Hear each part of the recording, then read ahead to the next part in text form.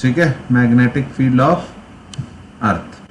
तो जो मतलब मेरे को न्यूमेरिकल वाली चीज समझानी का मन है, जो एक्चुअल वाली चीज है वो तो ये है कि जो अर्थ के जो ज्योमेट्रिकल नॉर्थ साउथ है और जो मैग्नेटिक नॉर्थ साउथ है वो मैच नहीं करते और वो उल्टे होते हैं। मैग्नेटिक नॉर्थ नीचे है और मैग्नेटिक साउथ ऊपर है। ऐसा कैसे पता कि वो उल्टा होता है? क्योंकि हम लोगों ने क्या किया, एक कंपास रखा और कंपास की निडल जिधर पॉइंट कर रही थी उसको नॉर्थ बोल दिया। कंपास का नॉर्थ जिस तरफ पॉइंट कर रहा था उसको नॉर्थ बोल दिया, पर रियलिटी में north is attracted by south. तो जिस तरफ हमने नॉर्थ पोल ज्योमेट्रिक बोला, ये ज्योमेट्रिक है, ब्लैक वाला कौन सा है? ज्योमेट्रिक। जिधर कंपास के नॉर्थ ने पॉइंट किया उधर हमने ज्योमेट्रिक नॉर्थ बोल दिया, पर एक्चुअल में उधर मैग्नेटिक साउथ होगा। तो इधर ध्यान, बस ये तो ठीक है, थ्योरेटिकल कोई पूछ ले तो पूछ ले। हाँ, इन दोनों लाइंस का सेंटर पे एंगल होता है 11.2 या 11.3 डिग्री। ठीक है, सेंटर पे एंगल तो किसी काम का नहीं है क्योंकि हम अर्थ के सेंटर पे तो कभी जाते नहीं है। लेकिन अगर हम सरफेस पे लाइंस बनाएं ज्योमेट्रिक नॉर्थ साउथ के बीच, तो उनको हम बोलते हैं मेरिडियंस। ऐसी बनेंगी, समझ रहे हो? ये बनेगी ज्योमेट्रिक मेरिडियन, एक ज्योमेट्रिक मेरिडियन बना रहा हूं इधर सिर्फ। और ऐसे ही अगर मैं इनके बीच लाइन बनाऊं तो ये बनेगी मैग्नेटिक मेरिडियंस। तो किसी पॉइंट पर अगर सरफेस पे खड़े होते हैं, हम इस पॉइंट पर खड़े होते हैं, तो इस पॉइंट पर मैग्नेटिक और ज्योमेट्रिक मेरिडियन के बीच जो एंगल आएगा theta, theta is called angle of deflection. Surface पर इतने से एंगल गलत दिखाई देगा, किसमें? कंपास में। मतलब अगर ये कंपास रखा है सरफेस पे किसी पॉइंट पर, तो अगर कंपास ने नॉर्थ इस तरफ दिखाया, कंपास ने अगर नॉर्थ इस तरफ पॉइंट किया, तो एक्चुअल में जो नॉर्थ होगा वो इससे थोड़ा सा अलग एंगल पे होगा। कैसे बनाऊं मैं उसको कि कंपास ने बोला इस प्लेन में है, पर एक्चुअल में जो नॉर्थ होगा वो थोड़ा सा अलग प्लेन में होगा। ये होगा रियल नॉर्थ। और कंपास के बताए हुए नॉर्थ में और रियल नॉर्थ में, मतलब रियल किसको बोल रहे हैं हम? ज्योमेट्रिक नॉर्थ में, कंपास के बताए हुए नॉर्थ में और ज्योमेट्रिक नॉर्थ में जो एंगल होगा, ठीक है, मैंने कलर कोडिंग सब गड़बड़ कर दी। इसको मुझे कैपिटल एन ब्लैक वाला दिखाना चाहिए था और इसको मुझे ब्लू वाला दिखाना चाहिए था। ठीक है, तो कंपास ने जो दिखाया नॉर्थ वो कौन सा होगा? मैग्नेटिक। ठीक है, और जो ज्योमेट्रिक नॉर्थ है उनके बीच के एंगल को क्या बोलते हैं बच्चों? Angle of deflection theta. ठीक है, तो पहले तो ये लिख लो। इस पे न्यूमेरिकल आने का चांस कम है, न्यूमेरिकल आएगा दूसरे वाले पे, एंगल ऑफ डिप पे। वो भी बताता हूं, पहले इसको देख लो। ठीक है, समझ में आई बात? ठीक है, दूसरा क्या है? Angle of dip. तो एंगल ऑफ डिप समझाना और टेढ़ा काम है, मतलब क्लास में खड़े होके तो तब भी हो जाता है, बिना क्लास के तो एंगल ऑफ डिप समझना फाई से रिप्रेजेंट करते हैं। जैसे आपने कंपास को ग्राउंड पे रखा तो कंपास इस तरफ पॉइंट किया, ठीक है, इस तरफ पॉइंट किया, तो इसका ये मतलब है कि अर्थ का मैग्नेटिक फील्ड इस प्लेन में है। इसका ये मतलब नहीं है कि अर्थ का मैग्नेटिक फील्ड हॉरिजॉन्टल है। इसका ये मतलब है कि इस प्लेन में अर्थ का मैग्नेटिक फील्ड ऊपर की तरफ भी हो सकता है, नीचे की तरफ भी हो सकता है और सीधा भी हो सकता है। तो अर्थ का मैग्नेटिक फील्ड एक्चुअली इस साइड होगा। अर्थ का मैग्नेटिक फील्ड हो सकता है नीचे की तरफ झुका हुआ। अर्थ का मैग्नेटिक फील्ड हर जगह पे हॉरिजॉन्टल नहीं होता, वो किसी एंगल पे हो सकता है हॉरिजॉन्टल से। जिस एंगल पर है तो बोलते हैं एंगल ऑफ डिप। मतलब अर्थ के मैग्नेटिक फील्ड के दो कंपोनेंट सोचे जा सकते हैं, एक हॉरिजॉन्टल कंपोनेंट और एक वर्टिकल कंपोनेंट। तो जब आपने कैंपस को क्या बोलते हैं इसको? कैंपस ना, हाँ क्या बोलूं, कंपास को हॉरिजॉन्टल रखा तो वो एक तरफ पॉइंट किया, उस प्लेन में अर्थ का मैग्नेटिक फील्ड हो सकता था। जब आपने कंपास को वर्टिकल रखा तो वो ऐसा नहीं रुका, समझ रहे हो? अब उसके पास वर्टिकल मोशन की भी चॉइस है, तो उसने वर्टिकल में जो एंगल चूज किया वो ये वाला चूज किया, समझ रहे हो? तो this is the true direction of earth magnetic field, और ये सब जगह पे अलग अलग आएगी। ओके, अब अगर आपने एंगल ऑफ डिप इस वाले प्लेन में कैलकुलेट किया तो वैल्यू करेक्ट आएगी। कितनी वैल्यू आएगी? tan phi is equal to by B H, right, to B V by B H, या मैं बोल सकता हूं cot phi is equal to B H by B V. लेकिन अगर गलती से आपके रूम की दीवार इस प्लेन में नहीं थी, कमरे की दीवार किसी और प्लेन में थी, और आपने अपना कंपास उस वाले प्लेन में रख दिया, तब भी वो कुछ एंगल दिखाएगा, लेकिन वो एंगल गलत होगा। क्यों? क्योंकि उस वाली दीवार का जो हॉरिजॉन्टल डायरेक्शन में मैग्नेटिक फील्ड होगा वो अर्थ का मैग्नेटिक फील्ड BH नहीं होगा। मान लो उस दीवार का एंगल अल्फा है तो वो होगा BH cos alpha. Vertical component उस रूम में भी ठीक होगा, कौन सा? BV। लेकिन हॉरिजॉन्टल, उसमें हॉरिजॉन्टल तो इस तरफ था ना अर्थ का मैग्नेटिक फील्ड, तो इसका एक कंपोनेंट होगा उस रूम के दीवार में, तो उस रूम में जो एंगल आएगा वो गलत आएगा, उसमें एंगल ऑफ डिप phi1 आएगा और ये इनकरेक्ट होगा, और इसकी वैल्यू आएगी tan phi1 is equal to BV by BH cos alpha, या फिर cot phi1 is equal to BH cos alpha by, ये क्या हो गया? Okay, what is happening here? Software engineering भी है ना मेरी, वो बड़ी दिक्कत करती है। एक सेकेंड रुकना। Angle of dip, okay, angle of dip समझाने के लिए मैंने क्या बोला कि अगर आपने कंपास को हॉरिजॉन्टली रखा और इसकी नीडल इस तरफ पॉइंट कर रही थी, जिस डायरेक्शन में पॉइंट कर रही थी उसी डायरेक्शन में एक वर्टिकल प्लेन लिया और फिर कंपास को उसमें ऐसे रखा, तो जब ऐसे रखोगे तो नीडल इस तरफ पॉइंट करेगी, मतलब this is the direction of magnetic field of earth. और इसके दो कंपोनेंट हो सकते हैं, एक हॉरिजॉन्टल और एक वर्टिकल, ठीक है? ये एंगल ऑफ डिप कहा जाएगा, और tan phi हो जाएगा, नहीं tan phi क्यों मैं बार बार लिखता हूँ, मुझे जरूरत है cot phi की, cot phi कहा जाएगा BV बाई BH। ओके, अब एक बात समझो बच्चों, अगर इस वाले प्लेन में हमें सही एंगल ऑफ डिप कैलकुलेट कर पा रहे हैं, अगर हम इसके परपेंडिकुलर प्लेन में चले जाएं, कौन से? इसके परपेंडिकुलर वाले, मतलब एक क्यूब बना ले, ठीक है? तो अर्थ का जो हॉरिजॉन्टल मैग्नेटिक फील्ड है वो इस तरफ है, वर्टिकल इस तरफ है। कंपास को यहां रखा, सुई पर हॉरिजॉन्टल फोर्स लगा, वर्टिकल लगा, उसने बीच में इक्विलिब्रियम पोजीशन ढूंढ ली। कौन सी डायरेक्शन? अर्थ के मैग्नेटिक फील्ड की नेट डायरेक्शन। अगर इस कंपास को उठा के हम परपेंडिकुलर वाले प्लेन में रखते इसमें, तो वो सुई कैसे रुकती? किस डायरेक्शन में रुकती? किस तरफ? पूरी तरह नीचे की तरफ पॉइंट करेगी। ये बात एकदम सही है। क्यों? क्योंकि अर्थ के हॉरिजॉन्टल मैग्नेटिक फील्ड का इस तरफ कंपोनेंट 0 होगा, इस तरफ कोई मैग्नेटिक फील्ड नहीं होगा। और अब ये सुई उसी प्लेन में घूम सकती थी, उस तरफ कोई हॉरिजॉन्टल मैग्नेटिक फील्ड नहीं है, वर्टिकल मैग्नेटिक फील्ड BV अभी भी है। क्या ये बात समझ में आई? ठीक है, जिस प्लेन में अर्थ का मैग्नेटिक फील्ड एग्जिस्ट करता है, अगर उसके परपेंडिकुलर प्लेन में कंपास को रखें तो कंपास की नीडल किधर पॉइंट करेगी? एकदम नीचे की तरफ या एकदम ऊपर की तरफ। किसकी वजह से? वर्टिकल मैग्नेटिक फील्ड की वजह से, क्योंकि उस प्लेन में हॉरिजॉन्टल मैग्नेटिक फील्ड नहीं होगा। ये कंसेप्ट एकदम क्लियर कर लो। एक सेकेंड लिखवा भी दूं। Angle of dip will come out to be 90 degree if we place the compass in a perpendicular plane to the plane containing magnetic field of earth। हाँ बोलो बेटा।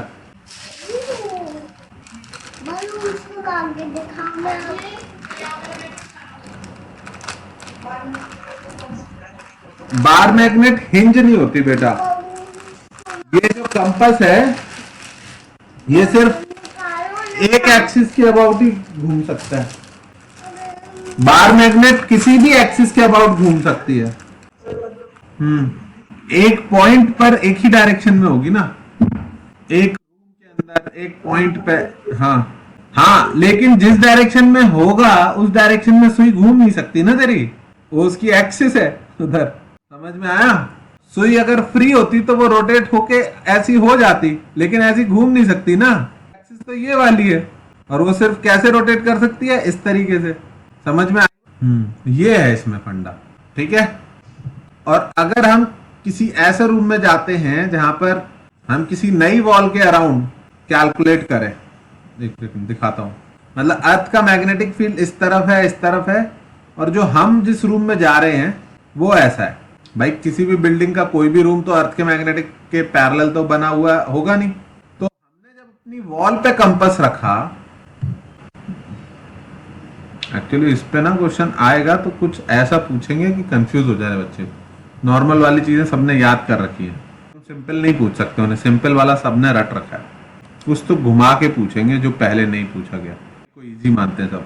हाँ भाई, इस रूम की दीवारें जो है वो जिस डायरेक्शन में मैग्नेटिक फील्ड था एक्चुअल में, उससे एक दीवार अल्फा एंगल बना रही है, तो दूसरी डेफिनेटली 90 माइनस अल्फा ही बनाएगी, क्योंकि हम मान के चल रहे हैं कि रूम की दीवारें तो चौकोर मतलब है, ठीक है, रेक्टेंगुलर रूम है। तो इस तरफ एंगल हो गया BH cos अल्फा, और इस तरफ मैग्नेटिक फील्ड हो गया हॉरिजॉन्टल BH sin अल्फा।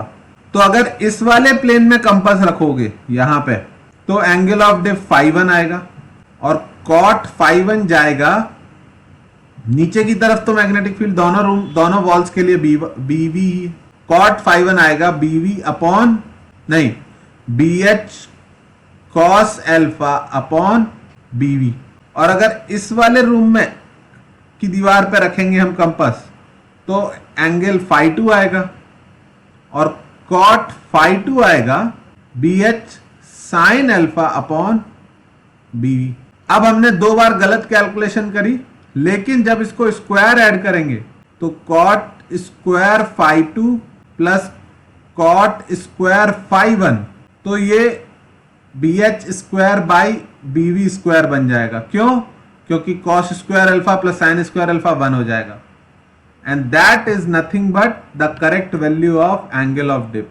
तो आपको अपने रूम में अगर correct angle of dip calculate करना है, तो आप दोनों दीवार पर एंगल ऑफ डिप कैलकुलेट करो, दोनों पे अलग अलग वैल्यू आएगी, और उसको कॉट को स्क्वायर को ऐड करके नेट वैल्यू निकाल लो। इस पर कुछ न्यूमेरिकल बना सकते क्या? ठीक है। दूसरी चीज आज ये बतानी है कि कोई भी मैग्नेट और कोई भी करंट कैरिंग कॉइल, ठीक है, जिसकी शीट भेजी थी मैंने, पहली शीट जो थी, ठीक है, एक मैग्नेट जो होती है नॉर्थ साउथ, उसका मैग्नेटिक फील्ड इस तरह से होता है, ठीक है। Every magnet is technically a dipole with a negative magnet charge and a positive magnetic charge. अब तुम बोलोगे मैग्नेटिक चार्ज तो कुछ होता नहीं है, सही बात है, एक्चुअल में इलेक्ट्रिक में ही चार्ज होता है, -Q +Q। मैग्नेटिक में इसको चार्ज नहीं बोलते, इसको बोलते हैं, इसको क्या बोलते हैं, इसको बोलते हैं फेस पोल स्ट्रेंथ बोलते हैं, ठीक है। ये दो पोल है, दोनों की अपनी अपनी कुछ स्ट्रेंथ है, इसका हम कहीं यूज नहीं करते क्योंकि ये इंडिविजुअली एग्जिस्ट नहीं करते।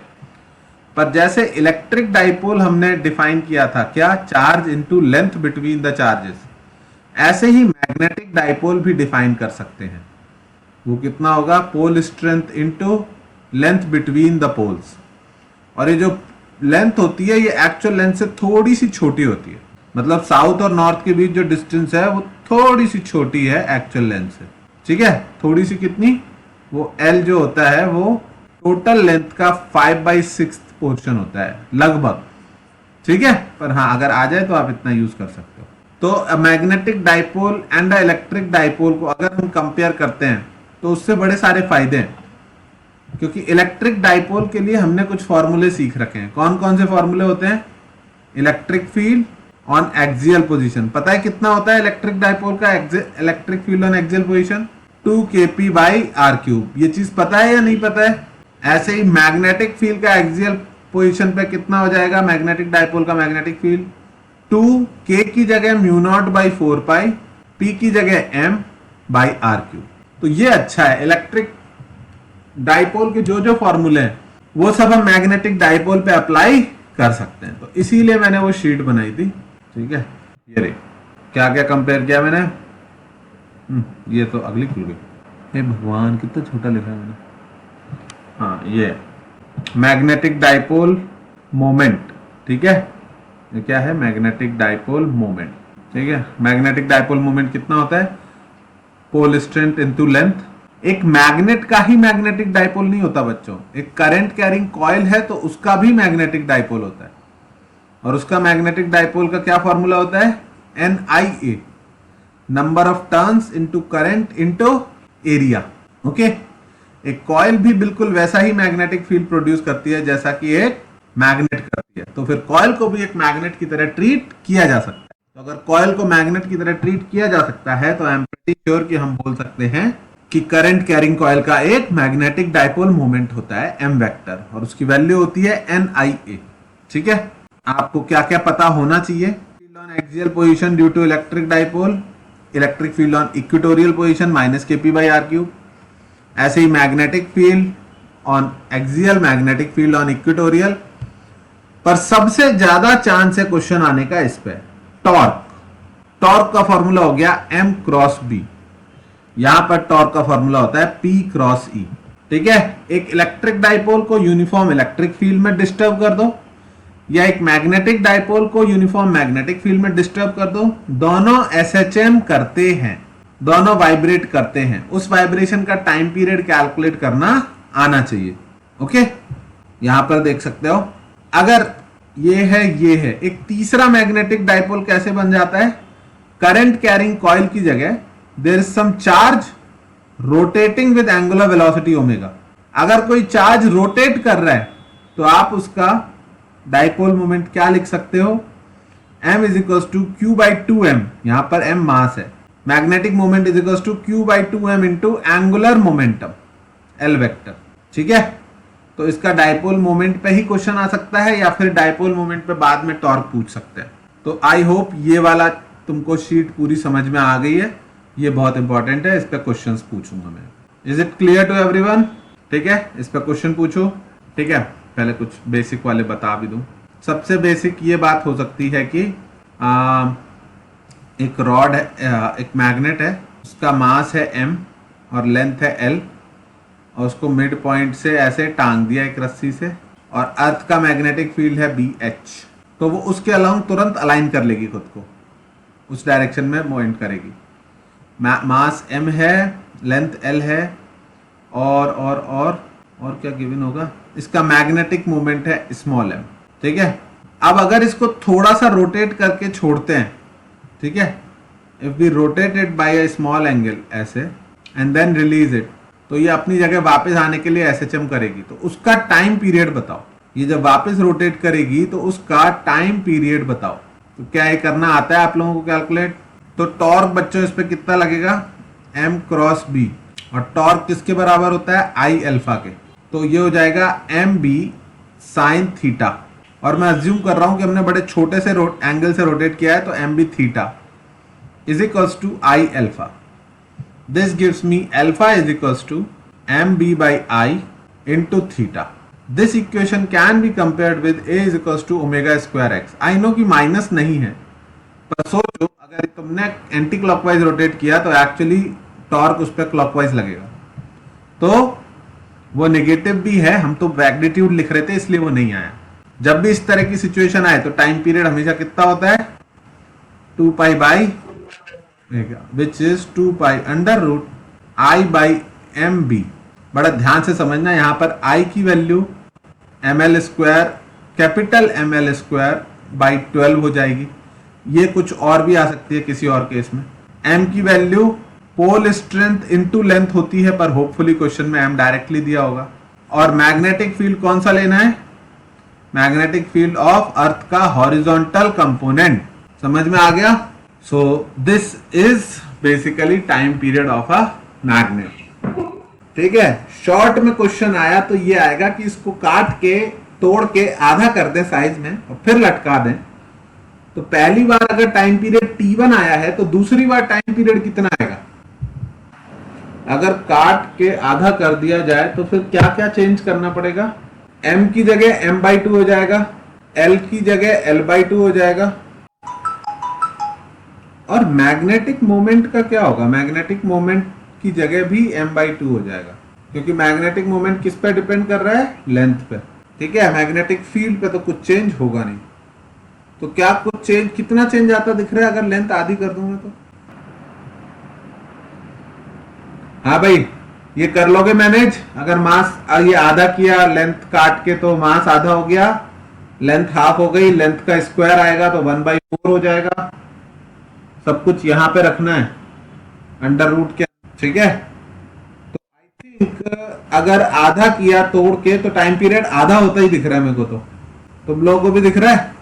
अगर मैग्नेट को बीच में से कट करें, दो पोर्शन कर दें, तो टाइम पीरियड आधा होता दिख रहा है मेरे को। अब मैग्नेट को दो तरह तक तोड़ सकते हैं, एक तो ऐसे बीच में से और दूसरा ऐसे। तो वो खुद से डिसाइड कर लेना किस केस में कितना होगा। ठीक है, अगर इस तरह से कट किया तो मैंने बना ही दिया केसेस। ठीक है, अगर ऐसे कट करते तो उस केस में m की जगह तब भी m/2 होता, लेंथ तब सेम रहती, और ये जो मैग्नेटिक डाइपोल मोमेंट है इसमें लेंथ सेम रहेगी लेकिन पोल स्ट्रेंथ आधी हो जाएगी। ये एरिया पर डिपेंड करती है, क्रॉस सेक्शन एरिया पर। तो m की जगह m/2 तब भी हो जाएगा। इस बार time period I think unchanged रह जाएगा। हो गया?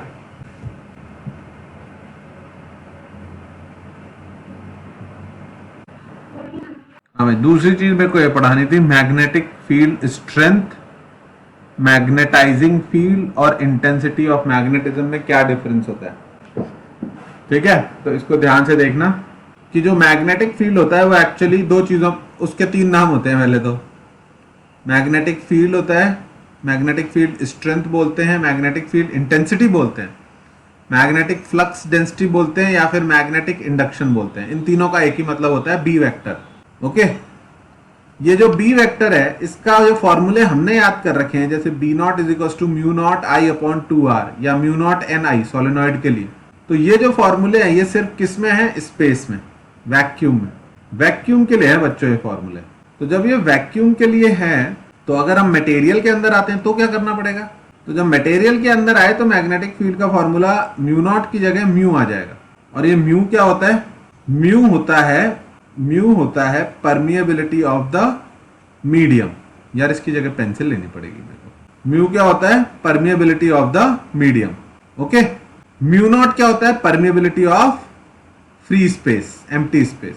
तो तुम एक चीज समझना, इसका मतलब मैग्नेटिक फील्ड जो है वो दो चीजों पे डिपेंड करता है। दो चीजें क्या क्या है? एक तो ये वाली चीज जो किस पे डिपेंड कर रही है? सराउंडिंग पे। और दूसरी ये वाली चीज जो क्या है? Cause. This is the cause. ये जो करंट है, नंबर ऑफ टर्न्स है, this is the cause and this is the total overall result. ये कॉज है Ni और ये रिजल्ट है। हर फॉर्मूले में there is this thing as cause and then there is this thing और फिर ओवरऑल टोटल रिजल्ट आता है। ये क्या चीज है फिर? म्यू क्या रिप्रेजेंट कर रहा है? This is the response of medium. Response of medium कि मीडियम ने कैसे रिस्पॉन्ड किया, और ओवरऑल रिजल्ट की वैल्यू निकल के आती है B0 इस केस में और B इस केस में। क्या ये बात समझ में आती है? तो किसी ने बोला कि ये वाली चीज दोनों जगह सेम है, ये I/2r दोनों जगह सेम है, इसको अलग से नाम दिया गया। अलग से क्या नाम दिया गया? This is the cause. Cause को अलग से नाम दिया गया मैग्नेटाइजिंग फील्ड, मैग्नेटाइज करने वाला।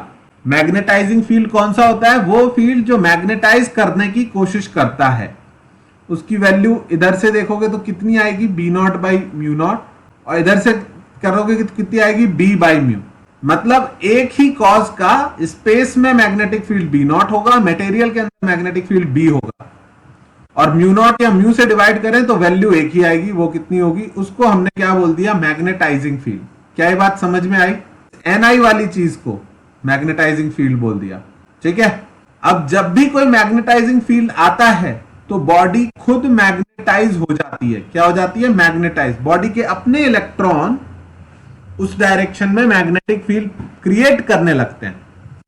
तो जब भी मैग्नेटाइजिंग फील्ड आता है तो बॉडी का मैग्नेटाइजेशन हो जाता है। This is the cause and this is the effect, और कॉज और इफेक्ट मिलके हमें नेट रिजल्ट की वैल्यू देते हैं। तो जो नेट मैग्नेटिक फील्ड है किसी मीडियम में, जो आप बोल रहे हो म्यू एच है, वो एक्चुअली जो स्पेस वाला मैग्नेटिक फील्ड था mu naught into H, that plus ये एक्स्ट्रा वाला पार्ट हो गया।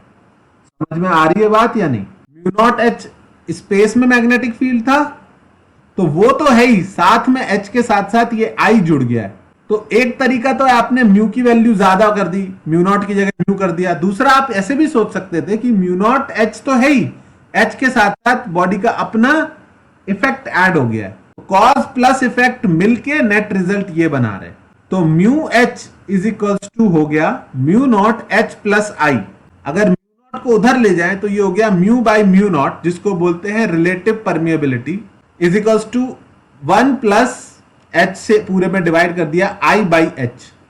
तो ये आई बाई एच एग्जैक्टली क्या हो गया? Effect per unit cause. कितना बॉडी इफेक्ट हो रही है किसी एक्सटर्नल मैग्नेटाइजिंग फील्ड से, उसको क्या बोलते हैं? बॉडी की ससेप्टिबिलिटी। क्या बोलते हैं इसको? बॉडी की ससेप्टिबिलिटी।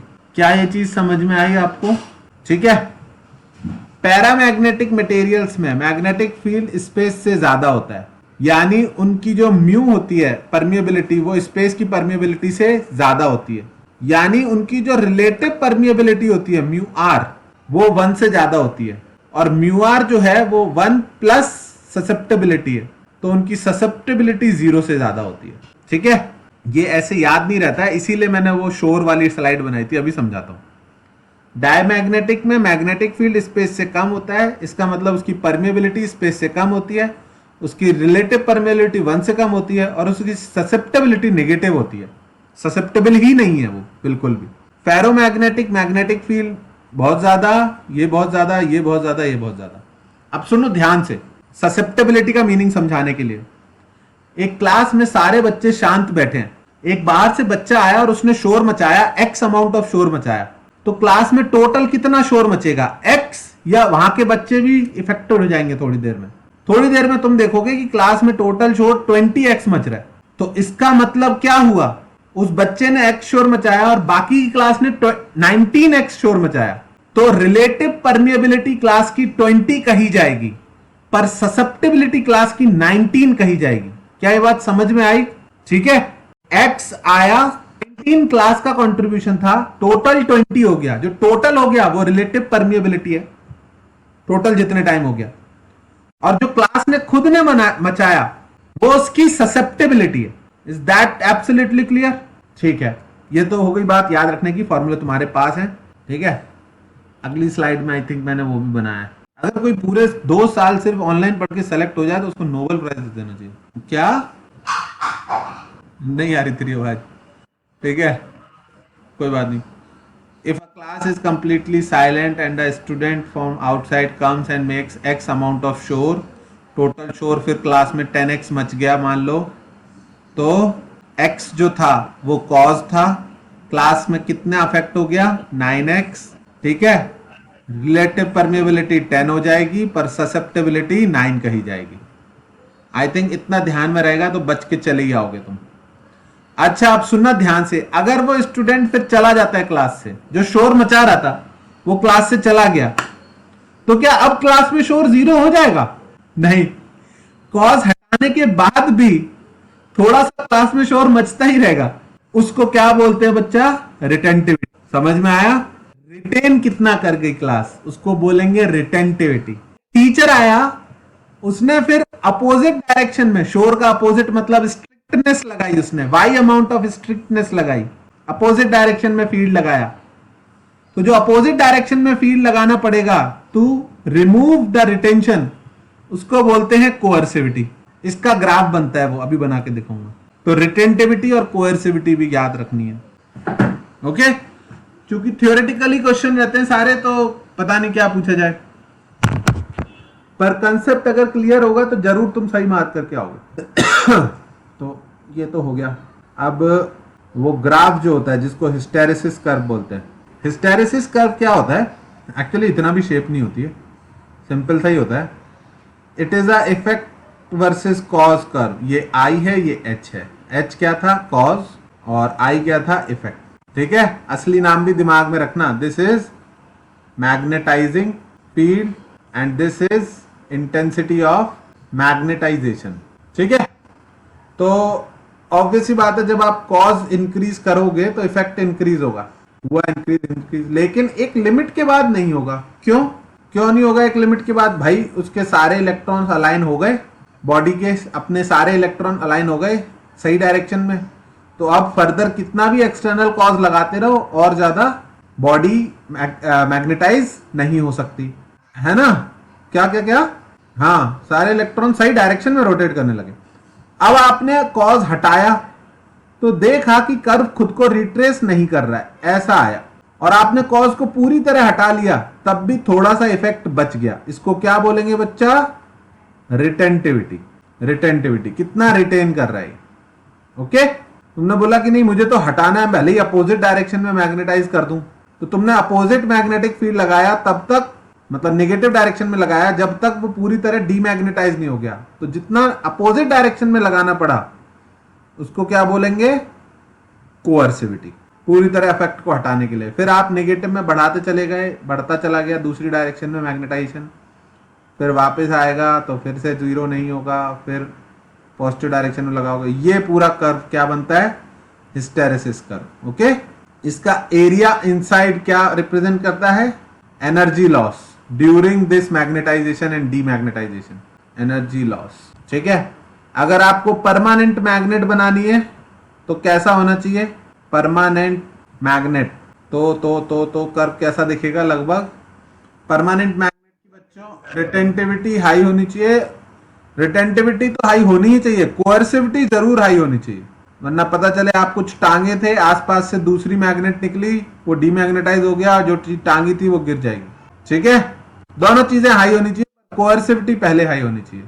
ठीक है, और अगर आपने टेम्परेरी मैग्नेट बनाया है तो कोअर्सिविटी जरूर कम होनी चाहिए। रिटेंटिविटी हाई हो ना हो, ओके, कोअर्सिविटी कम होनी चाहिए। तो याद ही रखना पड़ेगा ये, मतलब ऑफ कोर्स लॉजिक बहुत साउंड है, कोअर्सिविटी लो होनी चाहिए। 4 मटेरियल दे दिए जाए, चूज करने को बोल दिया जाए तो चूज कर लेना, आराम से हो जाएगा। हो गया, ठीक है।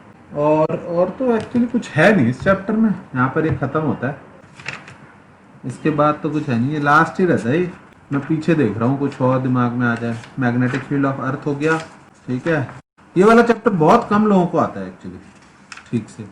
मैग्नेटिक फील्ड ऑफ टोरॉइड का फॉर्मूला नहीं बताया था मैंने, देख लेना खुद से। सोलेनॉइड का भी नहीं बताया था, नहीं सोलेनॉइड का शायद था। सोलेनॉइड में ना 2-3 होते हैं फॉर्मूले, एक तो सबको याद रहता है, कि अगर लॉन्ग सोलेनॉइड है तो सेंटर पे मैग्नेटिक फील्ड कितना होगा? B is equals to mu not an I for a long solenoid. And point पे कितना होगा? Mu not an I by 2। ठीक है, और अगर फाइनाइट सोलेनॉइड है, फाइनाइट कैसे पता होगा तुमको एंड पॉइंट से एंगल दिए होंगे किसी पॉइंट पर जिस पर मैग्नेटिक फील्ड चाहिए। ये एंगल अल्फा दिया है, ये एंगल बीटा दिया है, तो मैग्नेटिक फील्ड होगा फाइनाइट के केस में mu not an I by 2। सोचो अब इन्फिनिटी, अगर ये इनफाइनाइट होता तो अल्फा बीटा 0-0 हो जाते तो ये आता, तो क्या होना चाहिए? Cos alpha plus cos beta, ताकि 0-0 हो जाए तो आंसर 0 ना हो, ये आ जाए। समझ में आई बात? ऐसे करके याद रख सकते हो।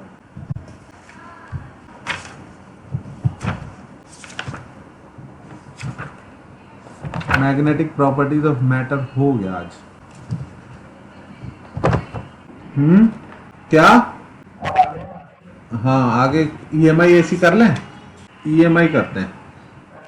EMI क्या होता है? Electromagnetic induction. तो फैराडेज लॉ था, बहुत सिंपल सा। फैराडे ने ये बोला अगर किसी भी कॉइल के थ्रू मैग्नेटिक फ्लक्स की वैल्यू चेंज हुई, मैग्नेटिक फ्लक्स क्या होता है उसके लिए जानना जरूरी है। मैग्नेटिक फ्लक्स होता है phi b is equals to number of magnetic field lines passing across section area. ठीक है, तो इसका फॉर्मूला होता है एन बी डॉट ए। ये एन क्या है? Number of turns of the coil, magnetic field और उसका एरिया वेक्टर। ठीक है, तो ऑब्वियस सी बात है इसका फॉर्मूला एन बी ए कॉस थीटा बन जाएगा। अगर ये मैग्नेटिक फ्लक्स चेंज हुआ तो ये जितनी तेजी से चेंज होगा उतना ज्यादा ईएमएफ कॉइल में जनरेट होगा, और उसका फॉर्मूला होता है minus D phi by D T, which will be one of the three cases, या तो नंबर ऑफ टर्न्स तो क्या ही चेंज होगा, या तो मैग्नेटिक फील्ड चेंज हो रहा होगा dB by D T into A cos theta, बाकी दोनों कांस्टेंट होंगे, या फिर n into B area change हो रहा होगा D A by D T, बाकी दोनों सेम होंगे बी और ए थीटा, और या फिर एन बी ए तीनों कांस्टेंट होंगे और ये थीटा चेंज हो रहा होगा, तो ये आ जाएगा minus sine theta into D theta by D T. तो मुझे माइनस से कोई मतलब नहीं है, मेरे को वैल्यू चाहिए। तो ईएमएफ के इन तीन में से कोई एक फॉर्मूला लग रहा होगा, मतलब मैग्नेटिक फ्लक्स चेंज करने के लिए या तो आप मैग्नेटिक फील्ड चेंज करोगे, या फिर एरिया चेंज करोगे, या फिर थीटा चेंज करोगे। तो तुम बोलोगे सर एरिया ऑफ कॉइल कहां चेंज करते हैं, तो एरिया ऑफ कॉइल चेंज नहीं करोगे तुम कॉइल को मैग्नेटिक फील्ड के अंदर लाओगे या बाहर ले जाओगे, उस दौरान उसका वो एरिया चेंज होगा जो फील्ड के अंदर है। कभी कभी हाइपोथेटिकल क्वेश्चन भी दे देते हैं कि एक सर्कुलर कॉइल थी, सडनली उसे स्क्वायर कॉइल में चेंज कर दिया, तो बताओ कितना फील्ड जनरेट होगा, क्या होगा। पर more of the time you have to change one of these three quantities, और उसकी वजह से ईएमएफ जनरेट होता है। आई बात समझ में? ठीक है, ओके। तो अब हम इसको सेपरेट कर लेंगे। Case one, when magnetic field is changing, जब एरिया सेम है लेकिन मैग्नेटिक फील्ड चेंज हो रहा है, तो इस केस में ये एक एरिया है, ठीक है, एल लेंथ का, और इसके अंदर यहां पर मैग्नेटिक फील्ड प्रेजेंट है, ठीक है, आर रेडियस के सर्कल में मैग्नेटिक फील्ड प्रेजेंट है। तो ये जो मैग्नेटिक फील्ड है दिया हुआ है, this magnetic field is B naught 1 plus T square, ठीक है। तो बोला है calculate case one, example one, calculate EMF generated in the loop at t equal to 2 seconds. t equal to 2 second पे इस लूप में, कौन सा लूप, ABCD, इसमें कितना ईएमएफ जनरेट होगा। कैसे करोगे ना भाई, इंटीग्रेट बिल्कुल नहीं करना पड़ेगा। पहले तुम कैलकुलेट करोगे उस लूप का फ्लक्स, ABCD में से कितनी फील्ड लाइन पास हो रही है। क्या फॉर्मूला है, B डॉट A। तो अब इस केस में मैग्नेटिक फील्ड अंदर की तरफ है, एरिया वेक्टर भी z डायरेक्शन में है, तो B डॉट A की value B into A into cos 0 ले सकते हैं हम। तो मैग्नेटिक फील्ड है B not into 1 plus T square. Area बच्चों कितना लेंगे, ऑप्शन है L स्क्वायर या पाई आर स्क्वायर। बहुत बढ़िया, ऑब्वियस ही बात है भाई, बाहर मैग्नेटिक फील्ड ही नहीं है, कॉइल तो कितनी भी बड़ी बना लो। फ्लक्स कैलकुलेट कर लिया तुमने, अब इसको आप डिफरेंशिएट करोगे, नेगेटिव साइन लगा दो, हालांकि डायरेक्शन हम खुद से डिसाइड करते हैं। ये आया माइनस बी नॉट, ये टी स्क्वायर होगा, 1 प्लस टी स्क्वायर का differentiation 0 plus 2t into pi R square, और अगर t की वैल्यू 2 डालने को बोला है तो -4 बी पाई आर स्क्वायर, इतना ईएमएफ जनरेट होगा t इक्वल टू 2 सेकेंड पर। क्या ये समझ में आया? ये टाइप 1 का क्वेश्चन, ठीक है, लिख लो।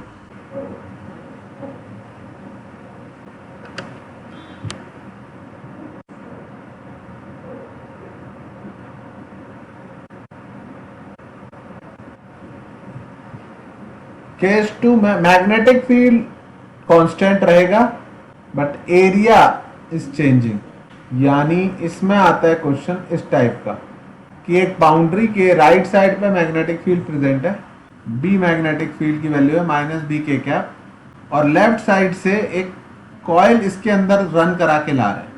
कॉइल की लेंथ L है, और नहीं ये वाली लेंथ है A और ये वाली लेंथ है, क्या हुआ, स्क्रीन नहीं दिख रहा? अरे वेट कर लेते हैं,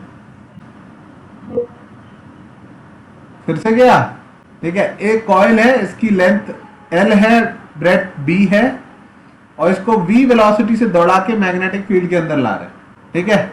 तो इसको समझो कि जब तक ये बाहर है तब तक इसमें कोई ईएमएफ जनरेट नहीं होगा।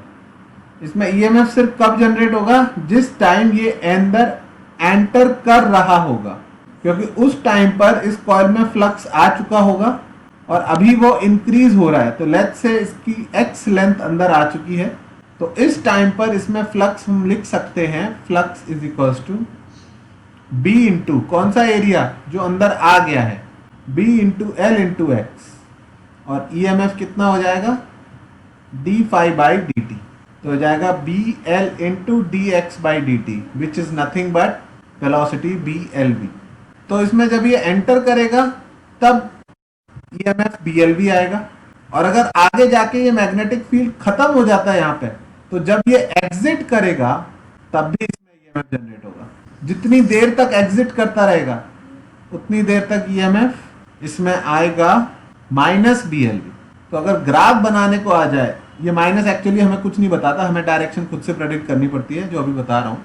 तो EMF वर्सेस टाइम का ग्राफ पहले पॉजिटिव फिर नेगेटिव, नहीं फिर बीच में थोड़ी देर जीरो, जीरो कब तक, जब तक ये अंदर चलेगा, और फिर थोड़ी देर बाद नेगेटिव, ऐसा रहेगा ये वर्सेस टाइम का ग्राफ। लिख लो इसको। एक मिनट बच्चों, पानी की बोतल लेके आ।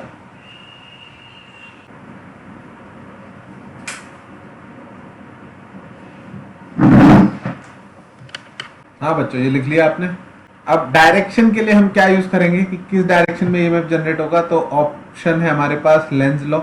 लेंज लॉ क्या कहता है, लेंज लॉ कहता है एक तो ये कंजर्वेशन ऑफ एनर्जी पर बेस्ड है, और क्या डायरेक्शन ऑफ इंड्यूस्ड EMF हाँ will try to oppose the change of magnetic flux that causes the EMF। जिसने EMF कॉज किया था उसी को अपोज करने की कोशिश करेगा।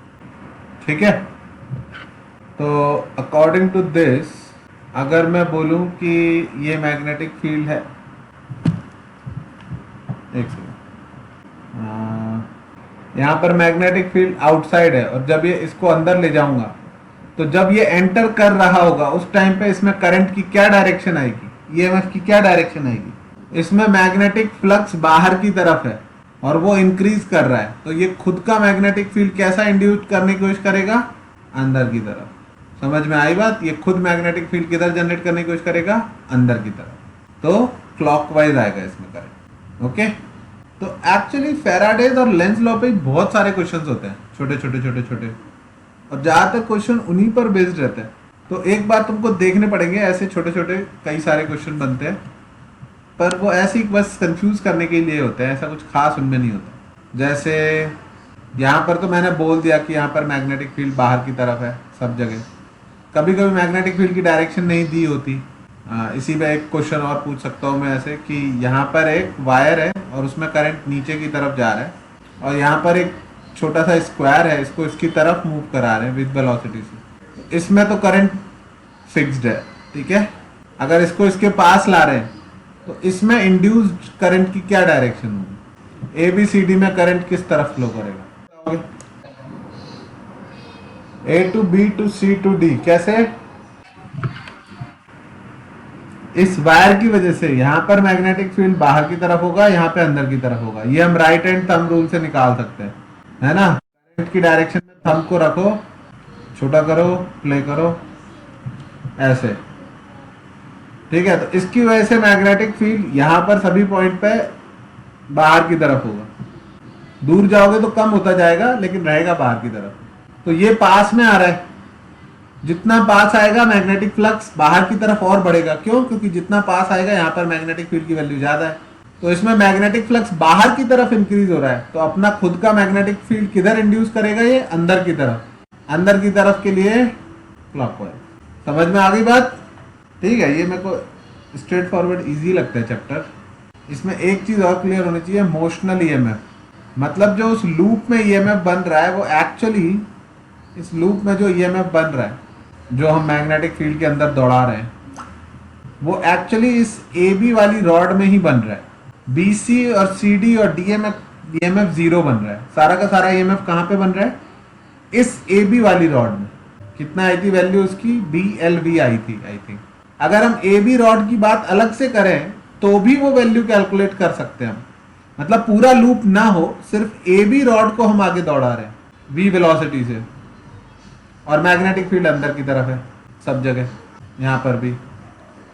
तो अगर इसके अंदर एक पॉजिटिव चार्ज होता सेंटर पे +Q, तो उस +Q पर एक फोर्स लगता, किधर, कौन सा, magnetic force QV cross B। कोई बताएगा क्यू वी क्रॉस बी की डायरेक्शन किधर आएगी? क्यू वी क्रॉस बी की डायरेक्शन, हाँ, ऊपर की तरफ। तो ऊपर की तरफ पॉजिटिव चार्ज पहुंचने लग जाएंगे, यानी नेगेटिव चार्जेस नीचे पहुंचने लग जाएंगे। अब जब इधर पॉजिटिव चार्ज हो जाएंगे, इधर नेगेटिव चार्ज हो जाएंगे, तो ऐसे इकट्ठे होते रहेंगे, तो ये अपना एक खुद का इलेक्ट्रिक फील्ड बना लेंगे या नहीं? ये फील्ड तब तक स्ट्रांग होता जाएगा, इलेक्ट्रिक फील्ड, जब तक फर्दर कोई पॉजिटिव चार्ज ऊपर ना जाए। जब तक ये इलेक्ट्रिक फील्ड उतना स्ट्रांग नहीं होगा, पॉजिटिव चार्ज ऊपर जाते रहेंगे। तो टेक्निकली एक ईएमएफ जनरेट हो गया इसमें, इसके अंदर ऊपर वाले एंड पॉजिटिव पोटेंशियल पे, हाई पोटेंशियल पे आ गया, और नीचे वाला एंड नेगेटिव पे आ गया। और उसकी वैल्यू कैसे निकल जाएगी? E is equals to minus V, और पोटेंशियल डिफरेंस होता है E dot D L from A to B, that will be minus V cross B dot D L का इंटीग्रेशन। इसका फाइनल फॉर्मूला आता है ईएमएफ का V cross B dot L, जिसका of course इस case में आंसर आया BLV, पर हमेशा BLV आना जरूरी नहीं है। जिस डायरेक्शन में V क्रॉस बी की डायरेक्शन में, जिस डायरेक्शन में V क्रॉस बी वेक्टर आता है, लेंथ उसी डायरेक्शन में होगी तो ही ईएमएफ जनरेट होगा। मतलब यहां पर जो पॉजिटिव चार्ज थे उन पर ऊपर फोर्स लगा और लेंथ ऊपर की तरफ थी, तो वो ऊपर चले गए, नेगेटिव नीचे चले गए। इस वाली रॉड में भी पॉजिटिव चार्ज पे फोर्स लगा होगा ऊपर, लेकिन उसकी लेंथ बेचारे की ऐसे ऐसे थी, तो इस वाली रॉड के पॉजिटिव चार्ज कहीं मूव भी नहीं कर पाए, तो इस रॉड में ईएमएफ जनरेट नहीं हुआ। क्या ये लास्ट वाली बात समझ में आई? ठीक है, कर लेंगे, कोई दिक्कत नहीं है। BLV ये फॉर्मूला चेंज नहीं होगा। रोटेटिंग के केस में थोड़ा सा देखना पड़ेगा, और कोई भी शेप हो हमेशा एंड पॉइंट को जोड़ने वाली रॉड बनाओ, उसमें कैलकुलेट करो। ठीक है, यहाँ पे रुक जाते हैं क्योंकि ना वो रोटेशनल ईएमएफ वगैरह आता नहीं है किसी को। वो कल उनके सामने पढ़ा दूंगा थोड़ा सा। वो रोटेशन में जब रॉड रोटेट करती है तो दोनों एंड पॉइंट्स के अबाउट ईएमएफ निकालना, जब रॉड किसी रैंडम पॉइंट के अबाउट रोटेट कर रही है, और वो आ भी सकता है, वो बहुत टफ नहीं है। तो आज का रिकॉर्डेड भेज देता हूँ, कल अटेंड करेगा सिद्धार्थ? हाँ हाँ हाँ हाँ हाँ हाँ हाँ हाँ। क्वेश्चन भेजा है तूने? कुछ अजिंक्य तूने कुछ डाउट भेजे हैं क्या? अच्छा ठीक है, अब आज कर लेना इस पे। हाँ, मैग्नेटिक इफेक्ट पूरा कर लेना प्रीवियस ईयर, और इसका शुरू कर देना, इसका जितना हो जाए। ठीक है, इसका रोटेशनल ईएमएफ बता के कल एसी करा दूंगा फिर मैं। ठीक है, ओके चलो।